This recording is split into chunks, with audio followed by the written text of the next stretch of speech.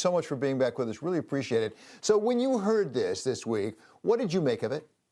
Yeah, well, David, first of all, thank you for having me, and have a good holiday. And I hope you do get a break and you're prepared for tomorrow's snowstorm. But my first reaction when I heard about it, quite honestly, I thought it was the Chinese. And I'll tell you why I say that. Because if you look at the historic pattern of the various types of attacks that have occurred in the past, that this is more like the Chinese trying to get access to information and data, and then the Russians had their own strategies. And we can talk about, election interference and the like, as well as in the financial side of transactions. So, however, obviously that's not the case. I mean, this time it was the Russians and whatever they call themselves, Cozy Bear or APT-29, whatever it happens to be. I think that from what I've read and what I hear from my friends in the government, that they're pretty confident that's who it was this time. Now, having said all that, I mean, I think it does wake the nation up to the risk we faced if we don't do something about our cybersecurity and our infrastructures. So how does this happen, Sam? I mean, for those of us who don't understand this world the way you do, this is not the first hack we've heard about, either of government computers or often of private sector computers. And yet it seems it was quite vulnerable. This organization, SolarWinds, a private company, has something like 275 or 300,000 different customers. About 18,000, they say, may have been affected here. But it included things like the Treasury Department and the State Department and the Department of Homeland Security, the IRS. How can we be that vulnerable at this point? Well, I mean, actually, David, if you kind of stand back from this hack, and there's a pattern of this. In fact, we studied this in the Obama Commission, and my as you mentioned, my think tank is focused on this as well. Think about it as your supply chain.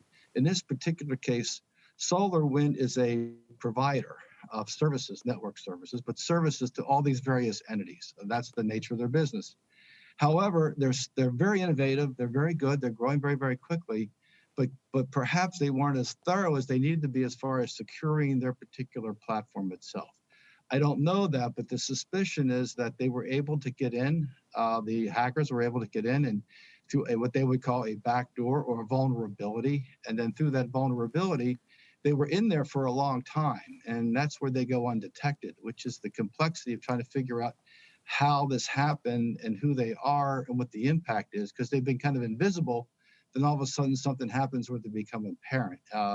Either a big data set start to disappear or whatever that happens to be, or the government sees what's going on and they have to begin to react. But the point of it is that the key is the vulnerability of people's supply chains. I mean, if you were going to go hack the US government, you wouldn't go hack the military or NSA or CIA. You would hack the civilian side of government, which is not nearly as secure, coming through one of their providers, their service providers. No different than if you're going to hack a bank. I mean, to go after a bank that's spending billions of dollars or hundreds of millions of dollars to protect their infrastructure is very challenging. However, if you go through someone within their supply chain, some small innovative company that they're using to either help with technology or just sell their products and those sorts of things, they're the ones that are the most vulnerable. And then therefore your entity is vulnerable because they're part of your operations. Well, that raises the question, how dependent are we in the government on those independent contractors? And not just the contractors, understand it, but the subcontractors and the subcontractors to the subcontractors. We're very dependent on them. And you saw that not just in cyber, go back to the pandemic when all of a sudden we couldn't get PPE and those sorts of things.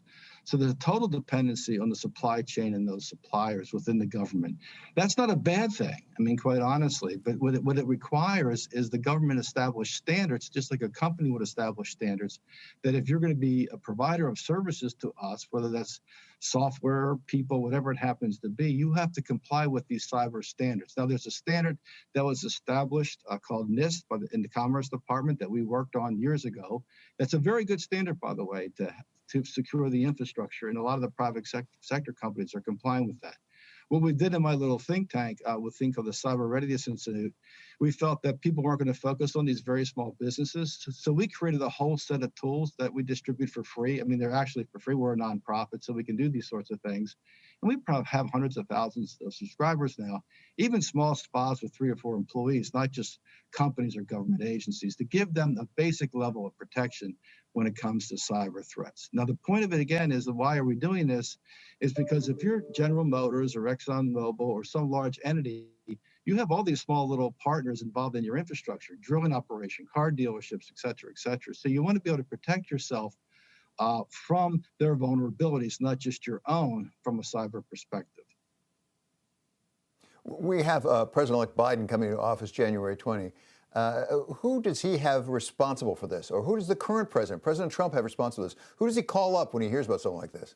Well, that is a great question, my friend. That is unbelievably a great question.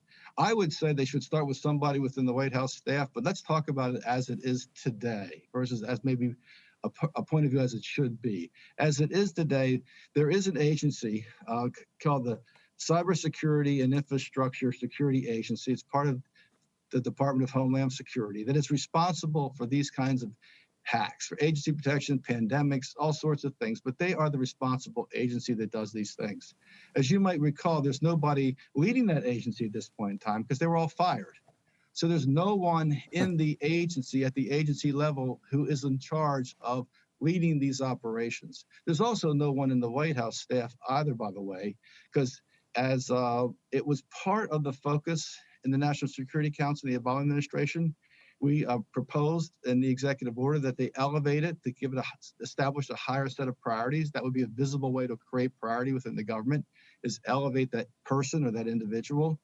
Since then, that actually has been kind of lessened. Their responsibilities have been lessened, and therefore, obviously, their focus and their impact has been lessened. So I'm the president of the United States, sitting president of the United States, and I wanted to call somebody from my staff in my office to tell me, hey, what's going on? What should we be doing?